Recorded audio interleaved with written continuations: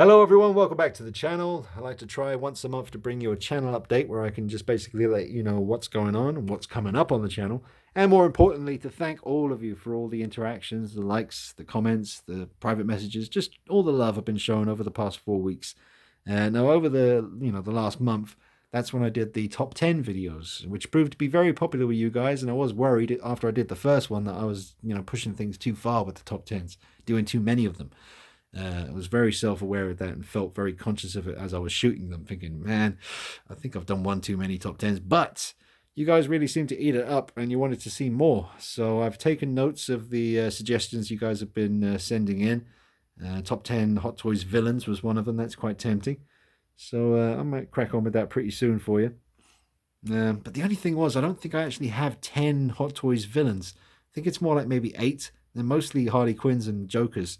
So we've got 1, 2, 3, 4, 5, 6, 7, 8. But Catwoman's kind of a villain, kind of a hero, depending on what mood she's in. She's very much a grey area. That's what I love about Catwoman. She's very hard to put on either side because over the history, the course of history, when it comes to Catwoman, she's been very good and very bad. So I don't know. She married Batman quite recently, so maybe she's going to be good from now on. I don't know. But anyway, she's not Hot Toys. That's actually Sideshow. But I don't want to shine any light on Sideshow right now. They've really let themselves down, in my opinion, with some of the decisions they've been making as far as how they choose to who they choose to have representing this hobby to the world and presenting brand new exclusive reviews to the world. It's really disgraceful. It really is. It really is a head scratcher. Now, I can say whatever the hell I want about them because I'm in the UK. They probably wouldn't work with me anyway. And after what I've seen them do recently and the choices they've made, I wouldn't want to work with them. My experience with Sideshow Collectibles has been very sketchy. These figures had to be completely customized and body swaps. Everything had to be changed because the body was terrible, fragile crap. I'll give them props on the Vampirella statue, though. That is an absolute masterpiece. Fair play. But, yeah, some of the decisions they've been making and the person they've chose to represent this hobby to the world and present it is just disgraceful, man. It's shameful. Shame on you, Sideshow. Whoever's making the decisions down there needs a serious wording with. But let's talk about something more pleasant. Actually, wait, let's get something really ugly out of the way. This video is going to be heated. It's just the way it is, man. Sometimes things got to be said. So I still have no update or any information whatsoever or any communication, nothing, when it comes to the Hot Toys 1/4 scale Heath Ledger Joker. Paid for it to be sent to me direct from Hong Kong, day one of release. That didn't happen. I'm assuming I'm now waiting for a batch 2, but that's an assumption because I haven't even been told that, really, not officially. So I'm just in the dark waiting for it. Now, there does seem to be some confusion in the comments section of the last video I uploaded talking about the Joker situation, how I'm still waiting for it to be sent to me. A lot of people saying, I feel your frustration. I ordered mine from Sideshow and I'm still waiting for mine. Well, I didn't order mine from Sideshow. You will be still waiting for yours because when you order from Sideshow, it comes out in Hong Kong and then about a month later, Sideshow receive them and then they get sent out to you. I ordered mine and bought mine a year ago from Hong Kong directly and I haven't received mine yet or any word on what's going on with it. So that is all I've got to tell you right now. I've still waiting for some kind of information or some kind of good news about that situation. I don't even like to think about it anymore, to be honest. I'm past it, to be honest. I don't even care. Now, coming up, what's coming up? Right, going to be going down a bit of a nostalgia path over the next few days. Now, if you kept up with the channel over the past few weeks, you'll know that I went to Brighton to visit my buddy Nick. He has a lot of retro, cool kind of nostalgia stuff, games from back in the day, figures, all kinds of stuff. One of the things he has that I've always admired and wanted for myself was the Beavis and Butthead figures by, what was it now? Is it More Collectibles?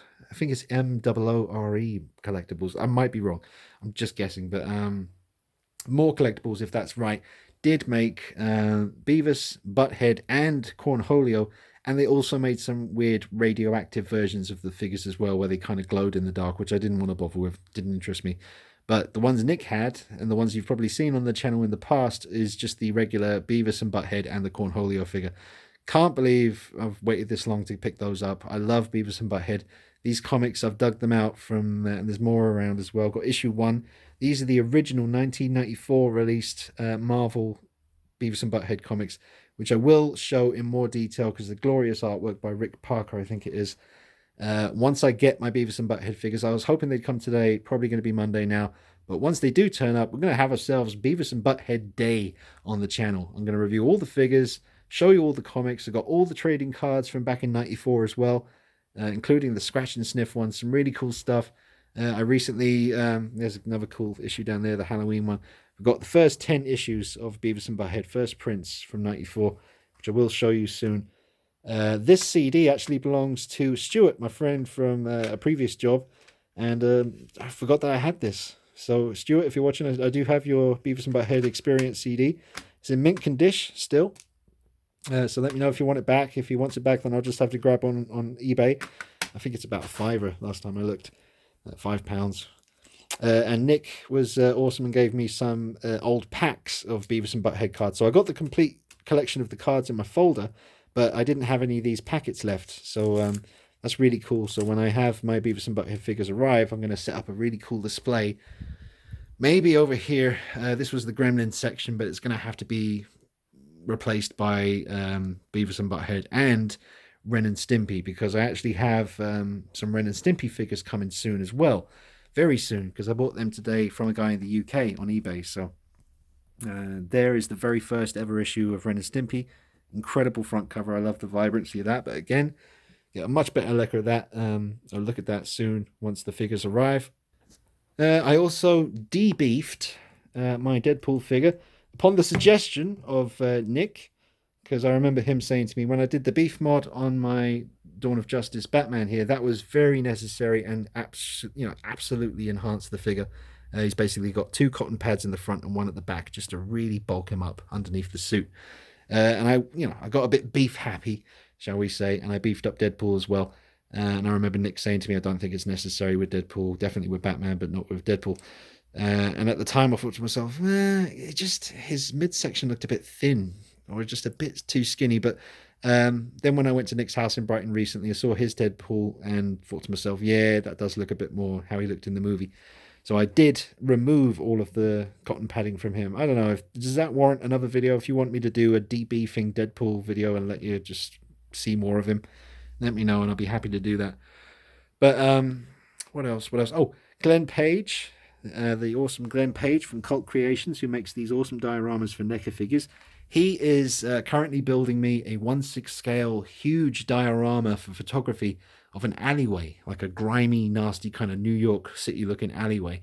And I just, specifically measured it out and designed it and sent him the blueprints to be as deep as this shelf, almost as high as this shelf, and as wide as these 2 bits here. So I'm going to have an awesome alleyway made by Glenn Page for 1/6 scale figure photography. The great thing about being an alleyway, Batman will work in that, Joker will work, Wonder Woman will work, Catwoman will work, Predator, City Hunter will work in an alleyway, Michael Myers, Jason, Freddy, RoboCop, Terminator. I can use all of these in that diorama. So Glenn Page, thank you so much, man, for all the work you're putting in on that diorama. He's been sending me pictures. It looks incredible so far, and he's not even halfway finished.